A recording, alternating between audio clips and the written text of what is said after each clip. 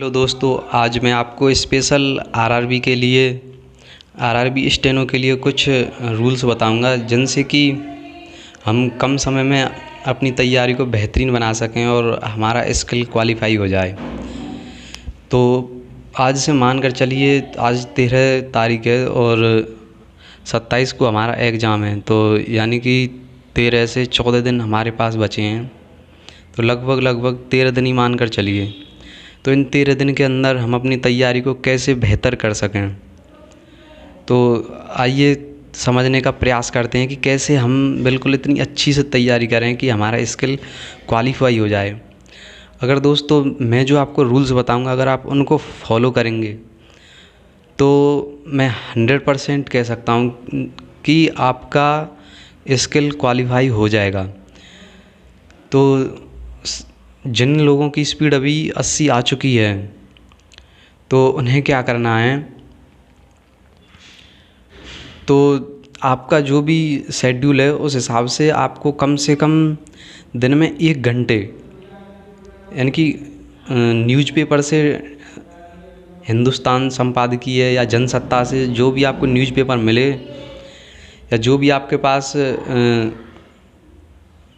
Steno की जो भी बुक हो, उससे आप प्रैक्टिस कर सकते हैं। तो उसमें आपको ऑफलाइन प्रैक्टिस करनी है, कम से कम 1 घंटे आपको देना है।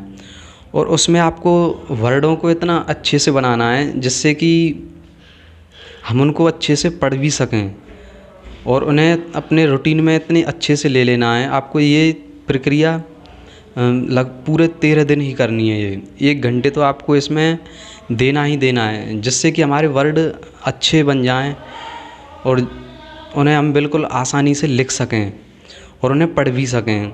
तो आपको 1 घंटे आपको देना ही देना है। उसके बाद क्या करना है, आपकी 80 स्पीड है तो आपको 80 और 85 स्पीड से ही आपको एक डिक्टेशन लिखनी है, जिसमें आपको वो कम से कम 800 या 1000 वर्ड की तो कम से कम लिखनी है। यानी कि आप यूट्यूब से भी लिख सकते हैं। तो आपको उसको लिखने के बाद उसको कन्वर्ट करना है।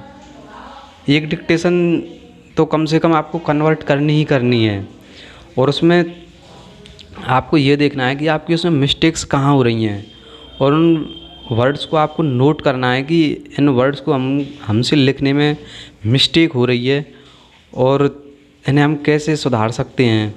तो सबसे पहले उन वर्ड्स को ही आपको नोट करना है और आपको ये देखना है कि मेरी गलतियाँ कहाँ कहाँ हो रही हैं। और एक डिक्टेशन लिखने के बाद उसको ट्रांसक्राइब भी करना है और उसके बाद आपको कम से कम दिन में 3 डिक्टेशन की और प्रैक्टिस करनी है। यानी कि 90 की स्पीड से 80 जिनकी है तो उन्हें 90 और 95 की स्पीड तो कम से कम लेकर ही चलनी है। उस स्पीड से आपको कम से कम 3 डिक्टेशन तो लिखनी ही लिखनी है, जिससे क्या फ़ायदा होगा कि आपकी जो, चाहे आपके वर्ड छूट जाएं कोई दिक्कत नहीं है, वर्ड उसमें आपको इतने अच्छे से बनाने हैं कि आपके डिक्टेशन में जो आपका फ्लो आ जाएगा उससे। तो क्या, जैसे ही आप 90 और 95 की स्पीड से लिखने लगेंगे तो क्या आएगी, आप जब 80 की स्पीड को लिखेंगे तो उसे आसानी से लिख सकेंगे और उसमें जो कठिन शब्द आएंगे उनको बनाने के लिए आपको टाइम मिल जाएगा। तो आप 90-95 की स्पीड को भी धीरे धीरे ये प्रक्रिया भी आपको पूरे जब तक एग्ज़ाम है तब तक करनी है, जिससे कि आपकी स्पीड भी इंक्रीज होगी और आप 80 की स्पीड भी आसानी से लिख सकेंगे। तो अब मैं उन लोगों के लिए बताता हूँ जिनकी स्पीड अभी 70 और 60 तक पहुँच चुकी है। तो उन्हें क्या करना है, उनको भी कम से कम ऑफलाइन प्रैक्टिस ही, न्यूज़पेपर से या आपके पास जो भी डिक्टेशन है, आपके पास बुक है जो, उससे ही आपको ऑफलाइन ही प्रैक्टिस करनी है। कम से कम उनको डिक्टेशन कम से कम 3 डिक्टेशन उनको करनी है। 3 डिक्टेशन कम से कम 800-1000 वर्ड की डिक्टेशन करनी है, जिससे कि उन्हें वर्डों को बनाने में आसानी हो जाए और उन्हें डिक्टेशन समझ में आने लगे और उसको करने के बाद उनको उन्हें ट्रांसक्राइब भी करना है। उसको ट्रांसक्राइब करने के बाद अपने वर्डों को देखें कि कहाँ दिक्कत आ रही है, और उन्हें स्पीड इंक्रीज करने के लिए कम से कम 2 से 3 डिक्टेशन ही, जो भी आपके पास माध्यम हो, यूट्यूब के माध्यम से भी आप लिख सकते हैं।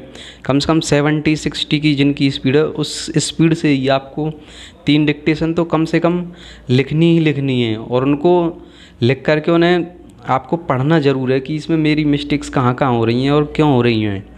उसको लिखने के बाद आपको कम से कम 3 से 4 डिक्टेशन ही 80 और 85 की स्पीड से लिखनी है, जिससे लिखने से आपकी स्पीड में बहुत फ़र्क आएगा। और जैसे ही आप 60-70 की स्पीड लिखेंगे तो उसको भी आप आसानी से लिखने लगेंगे। और अभी आपको हार्ड वर्डों की ज़्यादा प्रैक्टिस नहीं करनी है, तो नॉर्मल वर्डों की प्रैक्टिस करिएगा। जो भी हार्ड वर्ड आएँ तो उन्हें भी बनाने का थोड़ा थोड़ा प्रयास करिए, जिससे कि क्या होगा कि आपके डिक्टेशन में जो भी हार्ड वर्ड आएंगे तो आप हार्ड वर्डों की डिक्टेशन को भी लिखने लग जाएंगे। और दोस्तों, जो भी आपकी समस्या हो, कुछ भी हो, तो आप कमेंट करके मुझे बता सकते हैं कि हमारी स्पीड में सर यहाँ दिक्कत आ रही है। अगर आपको दोस्तों ये वीडियो अच्छी लगे तो कमेंट करके बताना कि सर, और आपको जो भी गाइडलाइन चाहिए आप कमेंट करके बता सकते हैं। मैं हर तरीके से आपकी मदद करने की कोशिश करूँगा, जैसे भी हो सकेगा। और जिन भाइयों की स्पीड यानी कि 80+ है तो उनको तो शायद ही कोई दिक्कत नहीं होनी चाहिए। तो ओके, थैंक यू दोस्तों, आपने समय दिया।